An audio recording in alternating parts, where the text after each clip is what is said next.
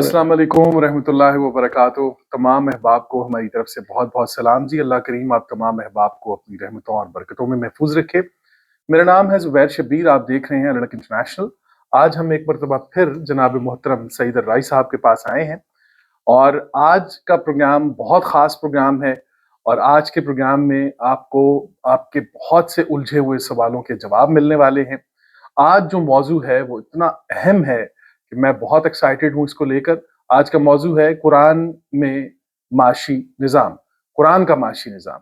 تو عمومی طور پر ہم نے یہ سنا ہے بڑے بڑے ہمارے مفکرین اور علماء سے کہ قرآن کے اندر کوئی واضح معاشی نظام نہیں ہے، لیکن آج ہم جناب محترم سعید الرائی صاحب کے پاس آئے ہیں، اور انہوں نے ماشاءاللہ بہت بڑی تحقیق ہے، ان کی کتاب بھی ہے، میں عرض کر چکا ہوں جامع الکلام، اور ماشاءاللہ اس کتاب میں بھی انہوں نے ان تمام تر چیزوں کا ذکر کیا ہے۔ آج ہم خالصتاً قرآن کریم میں، بے شک احادیث اور سنت جو ہے سنت میں اور روایات میں ان تمام تر چیزوں میں تفاصیل ملتی ہیں، لیکن ہماری یہ کوشش ہے کہ آج ہم یہ پروگرام خالصتاً قرآن کریم کی آیات کے اوپر کریں، تاکہ جو ہے وہ لوگ کہ جن کو اعتراضات ہوتے ہیں بعض اوقات احادیث کے اوپر یا سنت کے اوپر، تو ان کے یہ اعتراضات بھی ختم ہو جائیں کہ قرآن کریم میں خالصتاً قرآن کریم کی آیات کو لے کر قرآن نے معیشت کے بارے میں کیا بات کی ہے۔ جناب محترم سعید الرائی صاحب، السلام علیکم ورحمۃ اللہ۔ وعلیکم السلام ورحمۃ اللہ وبرکاتہ۔ نحمد و نصلی علی رسول الکریم۔ رب اشرح لی صدری ویسر لی امری واحلل عقدۃ من لسانی یفقہوا قولی۔ یہ آپ نے بہت خوبصورت پوائنٹ اٹھایا ہے۔ اصل رسول پاک صلی اللہ علیہ وسلم جب آئے ہیں، جیسے کہا ماں کہ ہم نے کوئی نہیں بھیجا، آدم رجالکم الا رسول اللہ و خاتم النبیین، آپ کو بنایا ہے، تو وہاں لفظ سے پتہ لگ رہا ہے خاتم النبیین سے کہ یہ نظام اب مکمل ہو گیا ہے، نبوت کا خاتمہ، نبا بھی خاتم ہو گئی۔ ہاں، تو ما کان محمد نبا احد من رجالکم ولکن رسول تو اللہ۔ اب ہمیں کسی اور چیز کی ضرورت ہی نہیں۔ واہ، مسئلہ تو یہ ہونا چاہیے تھا جی نا۔ جی تو وہ اس میں یہ ہوا کہ قرآن کو خود بھی سورہ فرقان میں ہے کہ سمت نے مہجورہ کر دیا، رسول پاک صلی اللہ علیہ وسلم شکایت کریں یہ کیوں مہجورہ ہوا ہے، ہمیں دیکھنا پڑے گا ہماری شکل، اور ساتھ ہی لکھا ہوا ہے اس کے اگلی آیت میں کہ تم لوگ تو نبی کے دشمن ہو گئے ہو، اگر اب سورہ فرقان کی وہ آیت پڑھیں۔ حالانکہ نبی نے تو آخری پیغام دے دیا، خاتم النبیین نے قرآن ساری، یعنی جتنا بھی تفصیل تھی یہ پچھلی کتابوں کی بھی تصدیق کر دی، آگے بھی مکمل نظام کر دیا ہے۔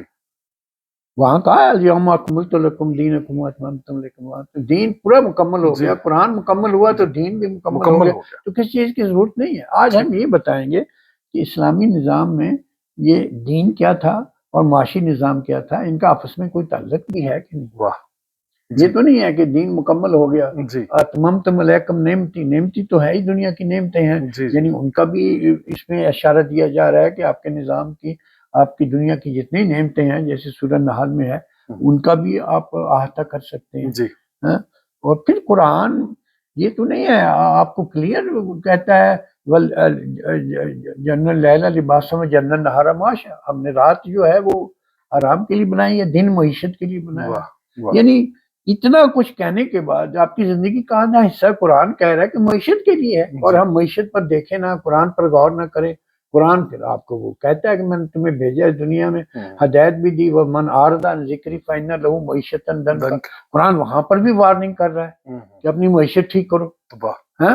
تو بات یہ ہے کہ قرآن جو ہے، میں یہ کہہ رہا ہوں کہ باعمل کتاب ہے، یعنی قرآن صرف پڑھنے کے لیے نازل نہیں ہوا، یہ عمل کی کتاب تھی۔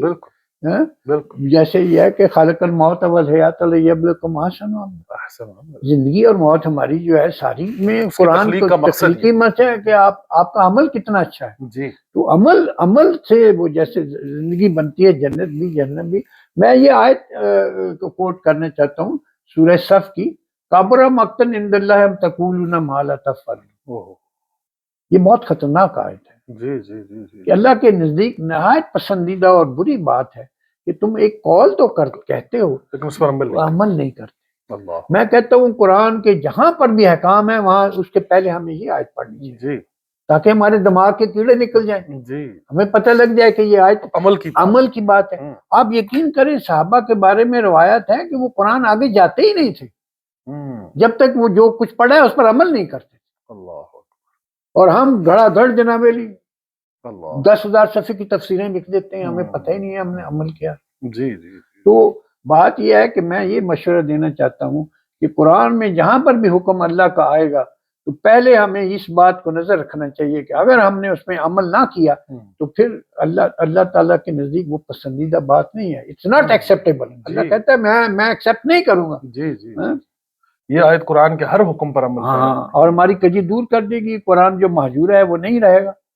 ہماری قرآنی معیشت کی تمام آیات میں یہی حکم مقدم ہے کہ ہمیں جہاں پر بھی آئے گا کبر مقتا عند اللہ تقولون ما لا تفعلون، ہمیں یہ نظر رکھنا چاہیے کہ ہم اگر عمل نہیں کیا تو پھر یہ اللہ کے نزدیک ہماری کوئی بات پسند۔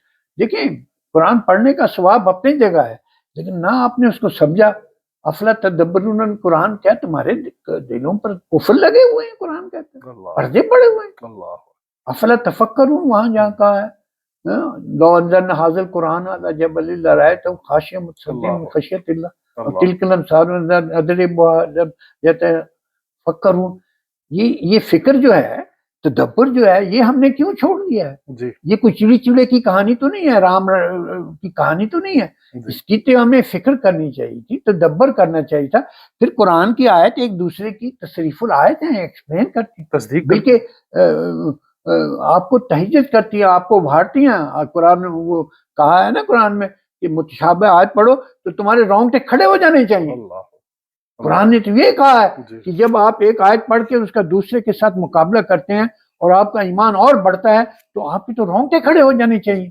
لیکن ہم بالکل غیر محسوس ہو کر قرآن پڑھتے ہیں، ہمیں پتہ ہی نہیں ہے اس کا۔ یہ فرائض صدقات و زکوٰۃ دونوں کو قرآن میں فرض کیا گیا ہے۔ اچھا، اب قرآن کے نظام میں بعد میں بتاؤں گا کہ دو بہترین معاشی نظام کے دو حصے ہیں، ایک صدقات ہے اور ایک زکوٰۃ ہے۔ قرآن میں اس کا حکم ہے نا کہ ان دونوں کو فرض کہا گیا۔ قرآن میں کسی چیز کو فرض نہیں اور کہا گیا۔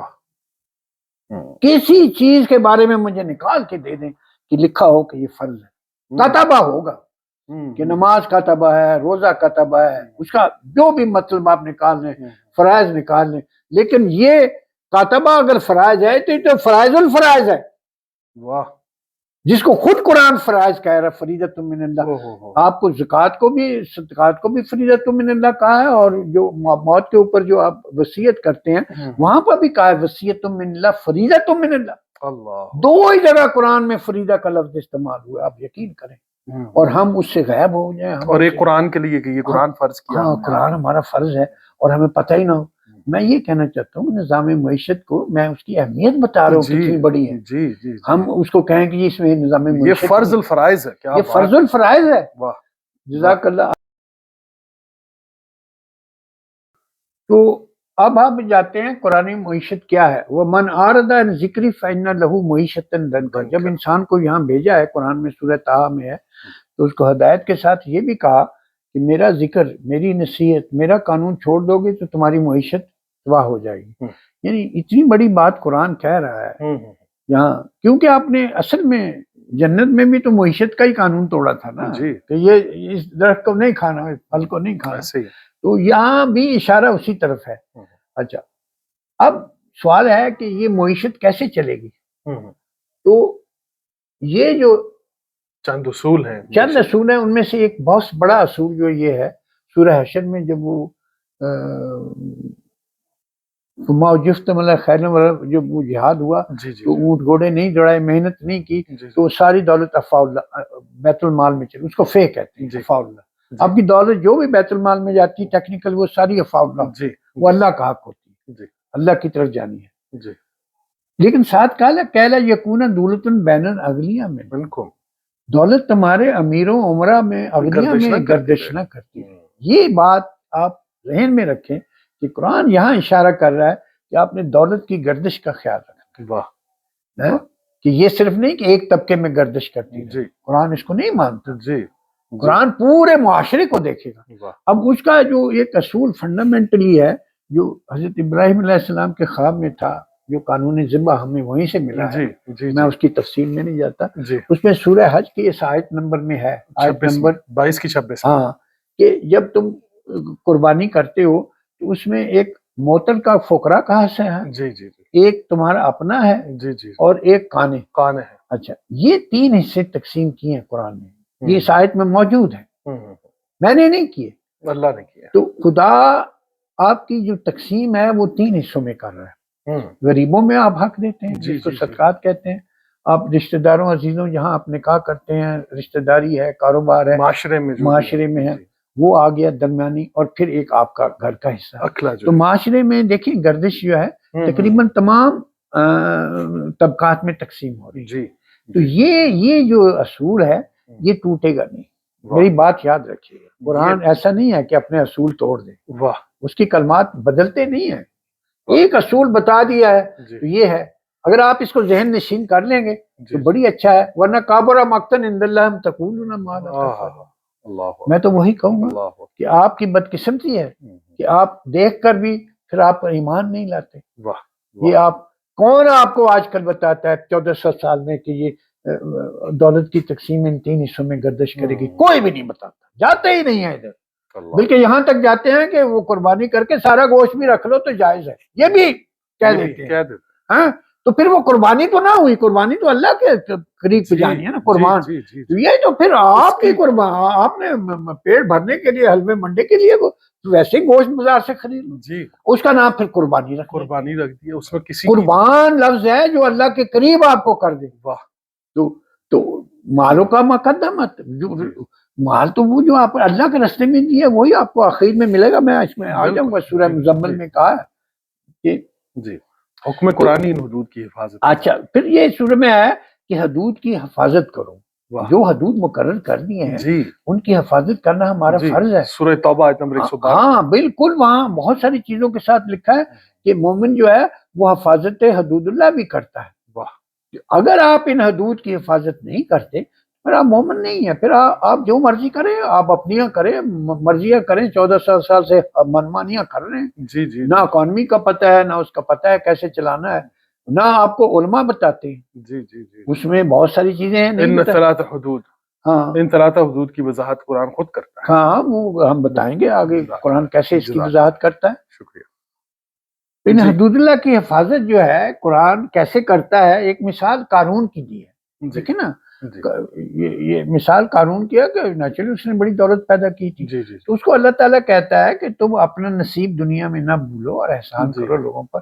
نصیب لفظ نسب سے ہے، یعنی جو آپ کی محنت کا ہے، آپ صاحب نصاب بناؤ اپنے آپ کو، وہ حصہ لو، اور آخرت کا حصہ نہ بھولو۔ یہ دیکھیں وہاں آخرت اللہ جو ہے، ہاں آپ کو جو آخرت میں آپ نے جو اللہ کے پاس دینا ہے اس کو کہا آخرت کا حصہ نہ بھولو، اور فساد سے گریز، ظاہری بات ہے، کیونکہ آپ دولت میں صحیح تقسیم نہیں کرتے۔ جیسے کہا ہے کہ تمہاری بہت ساری باتوں میں خیر نہیں ہے لیکن ہمارے صدقہ معروف اور اصلاح بین الناس۔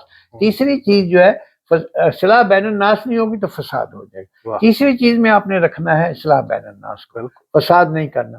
تو زراعت کی آمدنی کے بھی 3 حصے ہیں، دیکھیں نا سورہ میں، یہ سورہ انعام میں ہے، آتو حقہ یوم حصادہ، یعنی آپ فصل کاٹتے ہیں تو اس میں اللہ کا حق دو۔ کیا یہ قرآن نے نہیں کہا کہ اللہ کا حق دو؟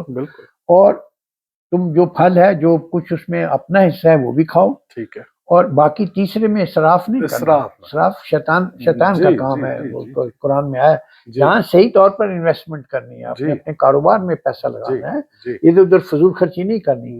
اب یہ حق جو ہے یہ اللہ کا حق یہاں نہیں ہے، بلکہ قرآن میں 3 حق ہیں مال کے، حق معلوم، حق للسائل، حق المعروف۔ آپ سورہ زاریات اور سورہ معارج میں دیکھ لیں، 3 حق بتائے ہیں، کوئی نہیں بتاتا آپ کو 3 حق، کوئی نہیں بتاتا۔ وہ سورہ معارج 24-25 منصور کو یہ آپ نے 3 حق دینے ہیں، حق معلوم جو اللہ کا حق ہے جس کا آپ کو علم ہونا چاہیے، اور جو مظاہر جو محنت کرنے والا ہے سائل، اور جو طبقہ محروم ہے، جو آپ کی معیشت محروم ہو جاتی ہے، وہ محرومون واقعہ اصحاب الجنہ میں پہلے نہیں کہا جب ان کا باغ اجڑ گیا کہ ہم معروم رہ گئے، ہم طاغین تھے، ہم طاغوت بن گئے، ہم نے مساکین کا حصہ نہیں نکالا. تو یہ 3 حق آپ کو قرآن بتا رہا ہے، لیکن کوئی عالم آپ کو نہیں بتائے گا کہ آپ کے مال میں 3 حق. جی منصور کو ہم پھانسی دے دیں گے عن الحق، لیکن آپ کو جب قیامت کے دن پھانسی ہوگی نا یہ 3 حق، پھر آپ کو پتہ لگے گا، پھر آپ کو پتہ لگے گا کہ میں نے کیا زیادتی کر کے یہ 3 حق جو تھے میں نے تو ان کی کبھی بات بھی نہیں کری، کبھی یہ بھی نہیں بتایا کہ یہ اپنے مال میں اس طرح تقسیم کر کے چلانا ہے. اللہ تعالی ہم اللہ سے توبہ کرتے ہیں، اور میرا خیال ہے ہمیں وعدہ کرنا چاہیے کابرہ مقتن عند اللہ، یہ کہنا نہیں ہے، اس پر عمل کرنا. عمل کر کے دکھا. جزاک اللہ. جی بسم اللہ. اچھا جزاک اللہ. اب ہم جو ہماری امت ہے رسول پاک صلی اللہ علیہ وسلم، اس کے لیے کیا حکم ہے قرآن؟ کنتم خیر امۃ اخرجت للناس، یہ آپ کو آیت میں نمبر 3 کی 110 ہے. ہاں مل جائے گی آپ کو.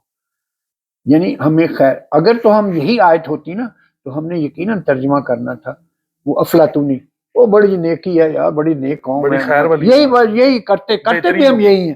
لیکن اللہ تعالیٰ نے آپ کی گردن پکڑی ہے، ساتھ یہ بھی کہا کہ امت یدعون الی الخیر، یہ تم فیکم، یہ امت وہ ہے، یہ یدعون الی الخیر امتن کا مطلب یہ نہیں ہے، یہ امت ہے جو خیر کی دعوت دیتی ہے. اللہ خیر کی دعوت، یہ حب الخیر الشدید، خیر کی دعوت مال کے لیے تو استعمال. ہاں تو ہم بتاتے ہیں خیر کی دعوت قرآن یہ بات کر کے چپ تو نہیں کر جائے گا. واہ واہ جی. اس کی وضاحت کرے گا کہ یدعون الی الخیر کیا ہے.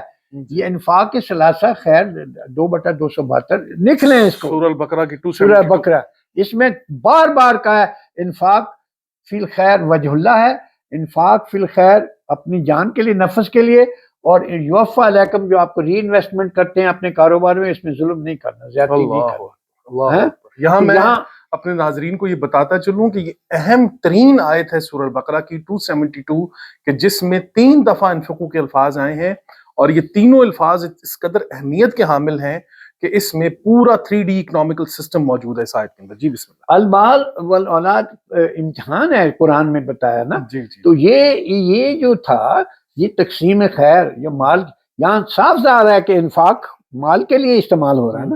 حب الخیر الشدید قرآن میں بھی اس کا آیا ہے خیر، اور اس کو اگر صحیح استعمال کریں گے تو خیرات میں آ جائے گا، اگر نہیں کریں گے تو پھر وہ نیکی نہیں بنے گی. تو یہ 3 حصے تقسیم کرنا، یہ انفاق من خیر کی کئی مثال قرآن میں اچھا قرآن میں ہے، اس سے اور مثال بھی، لیکن یہ بہترین مثال ہے جس میں بالکل کلیئر کر دیا کہ کنتم، پہلے کہہ دیا خیر امت، اب خیر امت اخرجت الناس تو بننا چاہتے ہو، لیکن تمہیں پھر امت وہ بننا پڑے گا جو یدعون الی الخیر ہو. خیر تب بنے گی جب دعوت خیر کی طرف دو گے. خیر یہ میں اور شرط یہ بھی ہے کہ یہ خیر ناس کے لیے ہو، ہاں صرف مسلمانوں کے لیے نہیں، سب کے لیے ہے. سب کے لیے. اچھا انفاق کی ویسے تو مثال جو ہے کئی مثالیں ہیں. ماذا ينفقون، وہاں کا انفاق من خیر آپ پڑھے نا آیت، وہ والدین، وہ سائل مسائل، یہ پوری میں نے نہیں بتائی، آپ کو مل جائے گی.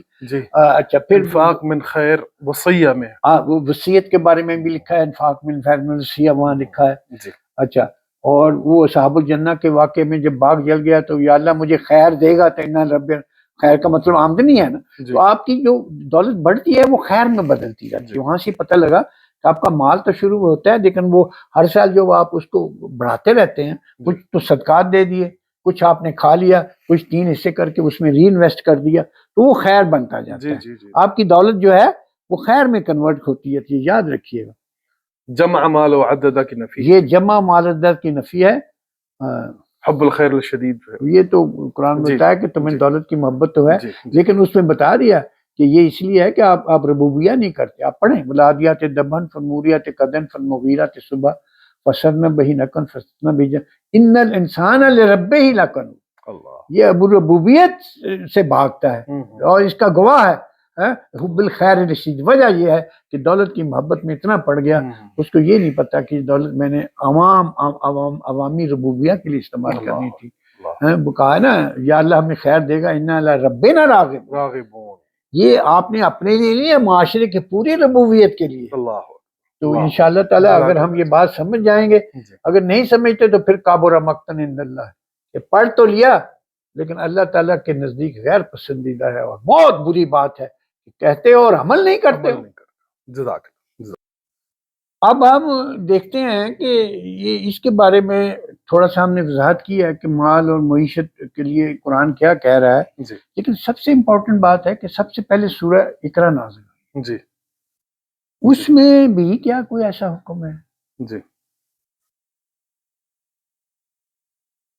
اقرا وربک الاکرم علم بالقلم علم الانسان ما لم یعلم کلا ان الانسان لیطغی ان رآہ استغنی ان الی ربک الرجعی۔ اب دیکھیں شروع کی آیت ہے، رسول پاک صلی اللہ علیہ وسلم کی پہلی سورہ ہے، اس میں کیا کہا ہے؟ وہ طاغوت نہ بنو، دولت کے پجاری نہ بننا، اس کو ربوبیہ کے لیے رکھنا۔ اللہ اکبر، پہلا پیغام، پہلا پیغام جو ہے یہ آپ دیکھ لیں کہ اتنا اہم ہے کہ جس کو علماء کو پتہ ہی نہیں۔ اللہ اکبر، اللہ، کیونکہ یکفر طاغوت سے ہی ایمان باللہ بنے گا، ومن یکفر طاغوت ویؤمن باللہ فقد استمسک بالعروۃ الوثقی، وہ سب سے بڑا لن انفصام، وہ کبھی نہیں ٹوٹے گا۔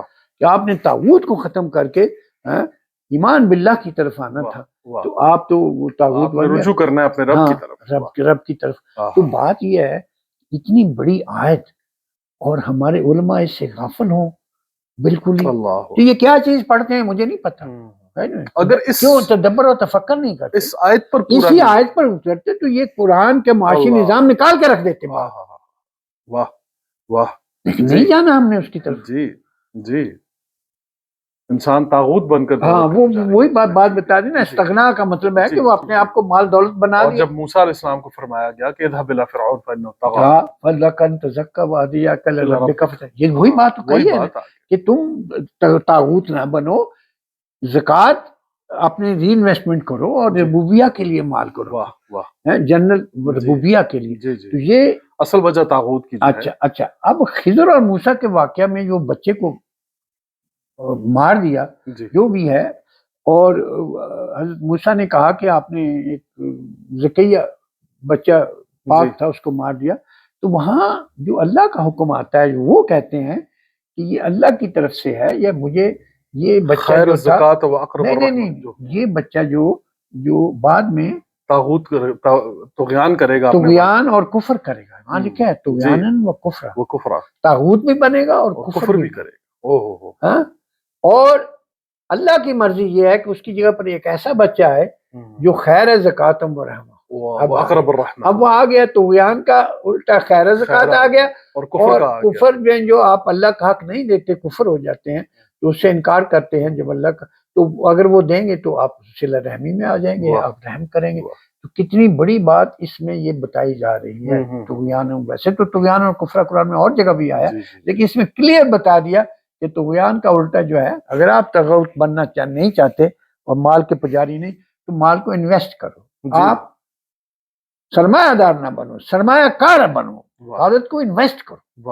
اور یہ زکوٰۃ میں جب آپ ری انویسٹ کرتے ہیں تو آپ سرمایہ دار نہیں بنتے، سرمایہ کا وہ تو دولت گردش میں ہوتی ہے، وہ آپ کے کاروبار میں لگی ہوئی ہے، وہ تو آپ کی ہے ہی نہیں، آپ وہ تو کاروبار میں لگ گئی، اب اس کے منافع پر آپ چلیں گے اور اس کو تقسیم کریں گے۔ اس واقعہ میں اقبال نے پورا بیان کیا۔ اچھا، اس واقعہ کو واقعہ خضر نے، اقبال نے اس کو عجیب طریقے سے کیونکہ وہ واقعہ میں تھا نا، بادشاہ کشتی لے لیتا تھا، اور پھر دوسرا یہ بچے کا ہے، اور تیسرا وہ دیوار کی محنت نہیں لی نا، تینوں واقعہ ہے نا۔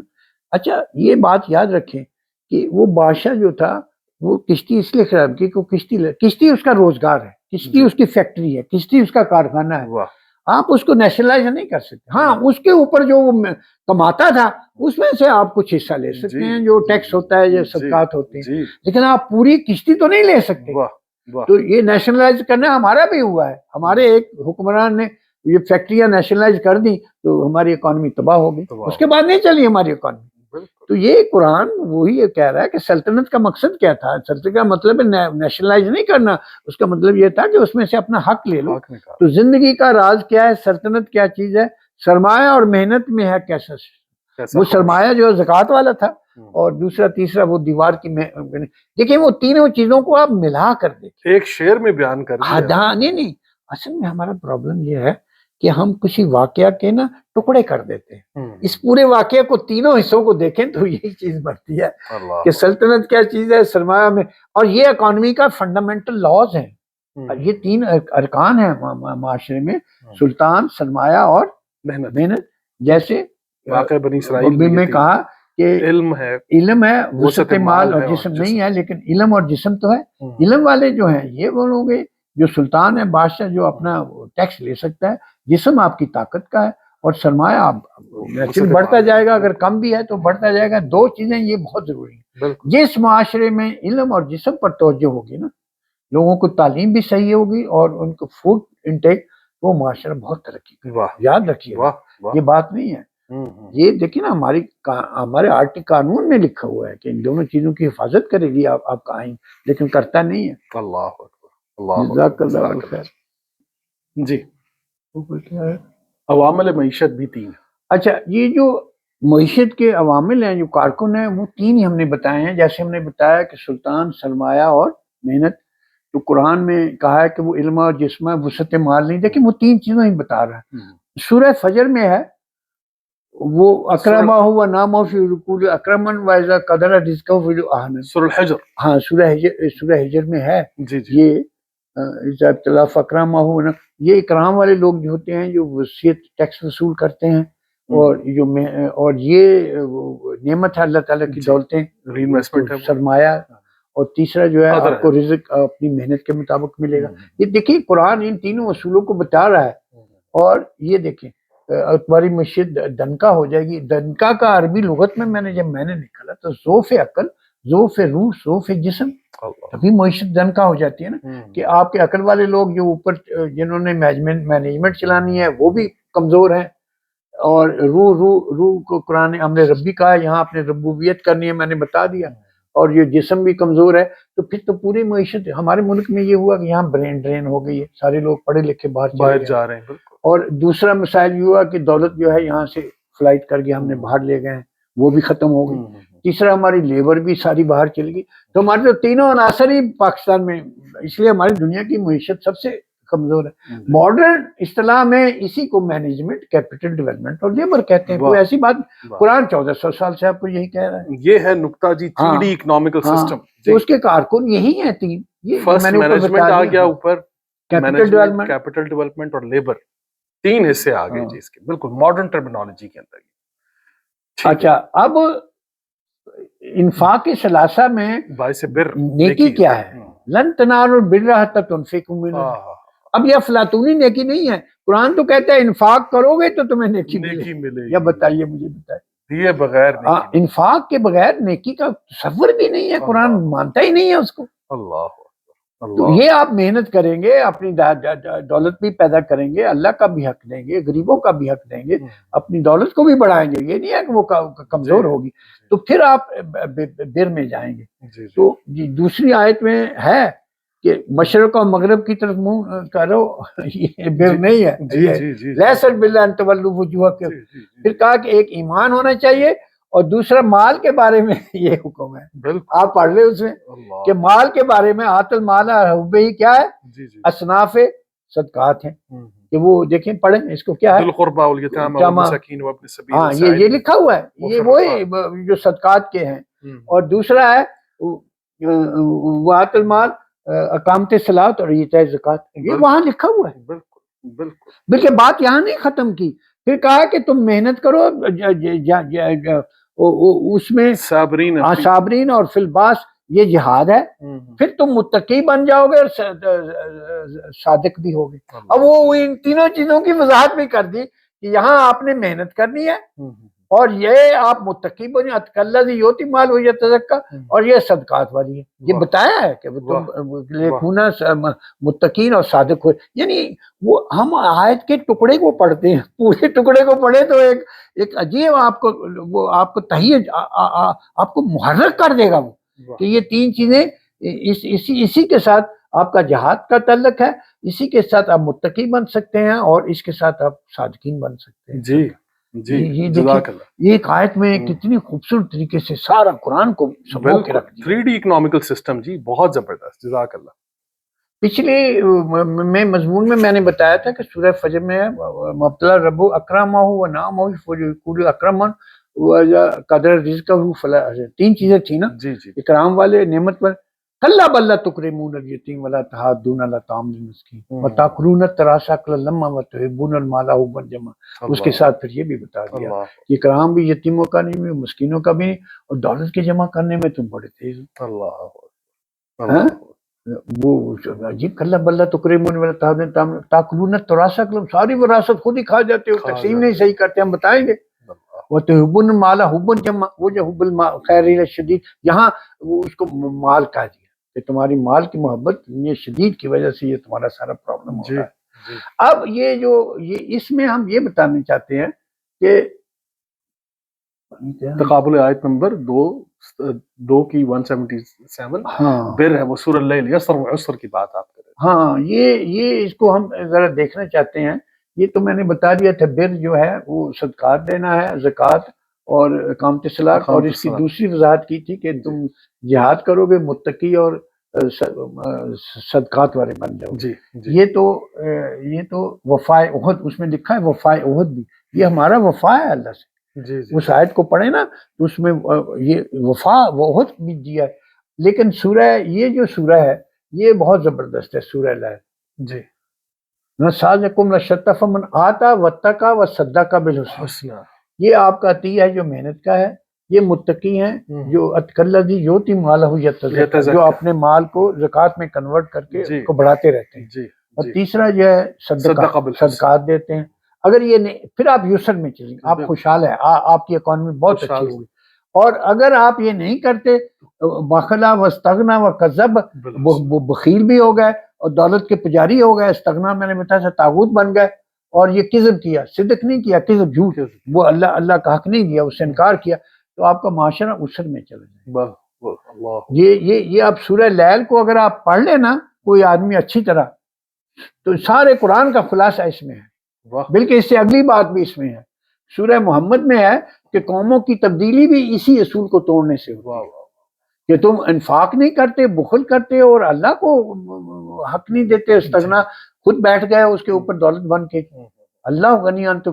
تو پھر میں کہتا ہے، قرآن کہتا ہے میں تمہاری دوسری جگہ پر دوسری قومیں لے آؤں گا. یعنی انہی اصولوں کو توڑنے سے جو 3 ہیں. سورہ محمد کی آخری آیت نکال لیں، محمد 47 کی 38 ہے. 38. تو یہ آپ کو پتہ لگے گا، اللہ کہتا ہے میں دوسری قوموں کو لے آؤں گا. تبدیلی کا اصول، اب معیشت کے اصول توڑنے پر قرآن کہہ رہا ہے کہ میں دوسری قوموں لے آؤں گا. یہ آپ کو نظر میں رکھنا چاہیے. سورہ روم میں ہے جی، جو تم زکوٰۃ دیتے ہو. ہاں، وہ وجہ اللہ کے لیے، تریدون وجہ اللہ. ہاں، وہ علوم انفاق هذا ثلاثہ، وفاء العہد، یہی امانہ ہے، والرعون والامانت، اور عہد کے راعون ہے. میں نے بتایا تھا وفاء عہد وہاں ہے، وعہدہم وامانت میں راعون. ہم نے ان دونوں چیزوں کی حفاظت کرنی ہے. بالکل بالکل. جزاک اللہ جی.